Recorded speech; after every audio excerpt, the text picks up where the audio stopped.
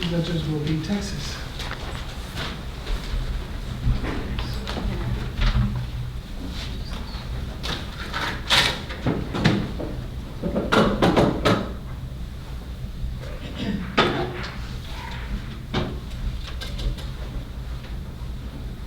When you're ready, you can start. Thank you for allowing my colleague and I to return to give some details on the ethical aspect of our framework that we presented yesterday. I'd like to remind the board of directors that the problem of food waste in Walmart Company is monumental. I'm going to give us some numbers now that I'd like to keep in mind as we proceed throughout our presentation. 1/3 of all food produced for consumption is ultimately thrown away. This constitutes a massive waste of resources, including 25% of all fresh water around the world, 300 million barrels of oil that are used to transport food that is ultimately going to wind up in landfills, as well as the deforestation of 25 million acres. But that aside, there's also a very human element to this problem. Although enough food is produced to feed the world twice over, 1 billion people remain starving or malnourished. This, we feel, is incompatible with many of Walmart's goals, not including zero emissions. We've been really striving towards this. As long as the problem of food waste goes unaddressed, we will be unable to meet the goal of zero emissions. We also want to make sure that we are collaborating with others to positively affect our community. We want to lead through business and set positive trends. We feel that the 10-year plan that we presented yesterday is the first of its kind on such a global scale. We believe Walmart has the resources to make these positive changes. We'd like to remind the board of directors that we are the world's largest multinational corporation. And in each market, we want to make sure that we are focusing on issues where we have an advantage in making a difference because of our capabilities. This includes 2 million associates in 10,000 communities around the world, our supplier relationships, as well as our buying power in food, our physical assets. We have stores, we have trucks, we have massive distribution centers, as well as our capabilities in logistics, operations, marketing, and merchandising. We believe that Walmart has the power to engage with and intervene in the problem of food waste. But how are we going to do this? I'm going to pass it on to Blake, who's going to present our 10-year plan solution and framework. Thank you, Shala. So as we discussed yesterday, and as Shala just laid out, Walmart has goals, and a lot of these goals are for the good. They want to be a company that does good in their community. However, we believe that their current goals at this moment are ineffective in communicating what those goals are to the public. And by using more accessible ethical terms and ethical principles, they can not only enact better procedures, but they can communicate that with the public in a more effective way. The 3 ethical principles that we outlined yesterday were justice, non-maleficence, and beneficence. So justice is the splitting of responsibilities equally and fairly. Part of our plan was to have Walmart networking with nonprofits to make sure that any food waste that is going out of the store is ending up with one of those nonprofits, either through food pantries, ending up on farms as food for livestock, or being put back into the soil to make it more nutrient rich.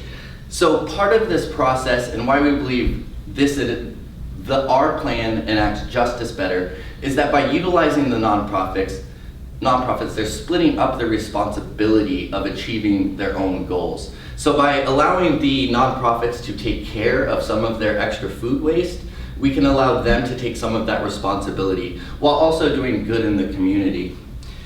Walmart also has the power and the resources to really affect the entire food chain from beginning to end. So they can put pressure on the production side to make sure that they're not overproducing and then having to waste. They can choose farmers who better enact their own policies.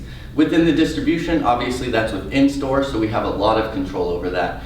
And then when we do donate to nonprofits, we can make sure that they're effectively using that food. So if we donate and then they have excess, by creating a network that not only includes Walmart but nonprofits working with other nonprofits, they can then get that food to another organization that can utilize it. So really the network as a whole is what splits up the responsibility and creates the just, equal, and fair splitting of those responsibilities.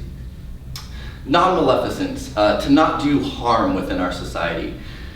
Not that Walmart is directly causing harm. We don't believe that Walmart is out there, throwing garbage in people's backyards. That's not what they're doing. But the harm that their current procedures are causing are indirect harms.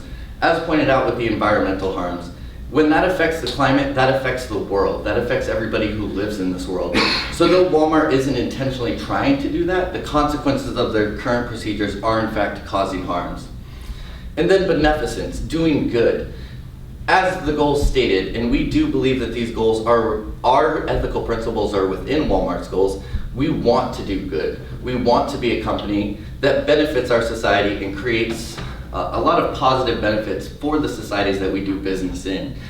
That can be through the donation of food, making sure that people who are malnourished or starving are getting the food that they need, but also in the environmental impact. The more we reduce waste, the closer we get to zero emissions, the more benefit our society gets, as well as having a plan that other companies can emulate.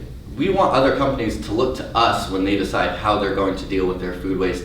And by having very simple and accessible ethical principles, it will be easy for them to understand why we're enacting these procedures and what the benefits of those procedures are.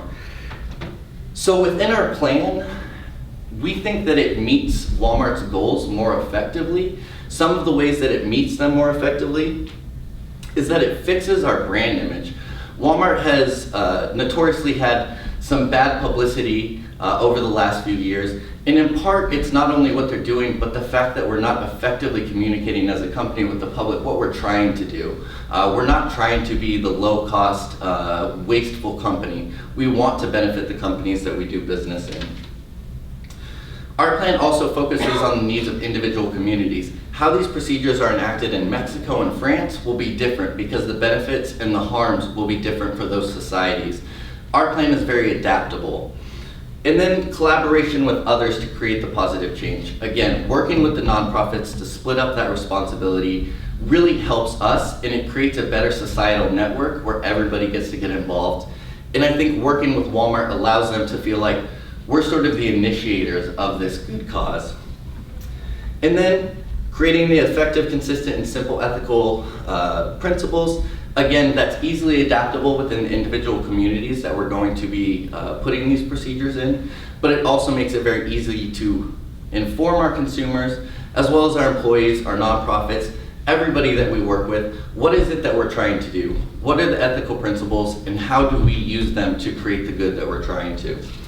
I want to end with a quote that we have from our Global Responsibility Report in 2015, which I believe really wraps up exactly why our plan is so effective in achieving Walmart's current goals.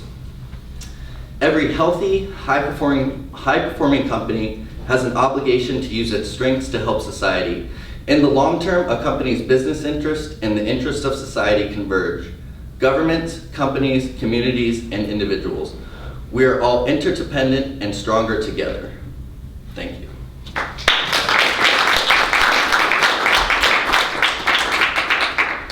Thank you, that was very good. Sorry. As we're walking out. That's very good, and Thank you you. guys did a wonderful job. Thank you so much. All right, one caution, not sure that if you're presenting to who you're presenting to, that they will provide you with Sorry. photos. Sometimes when you go into an environment, anything that you put between you and who you're presenting to can be viewed as some means of placing a barricade between you. So just be careful of that. Not that we felt it, but there will be some times that you will have nothing. You've just got to stand there and go. Yes, sir. Awesome. Thank you very much.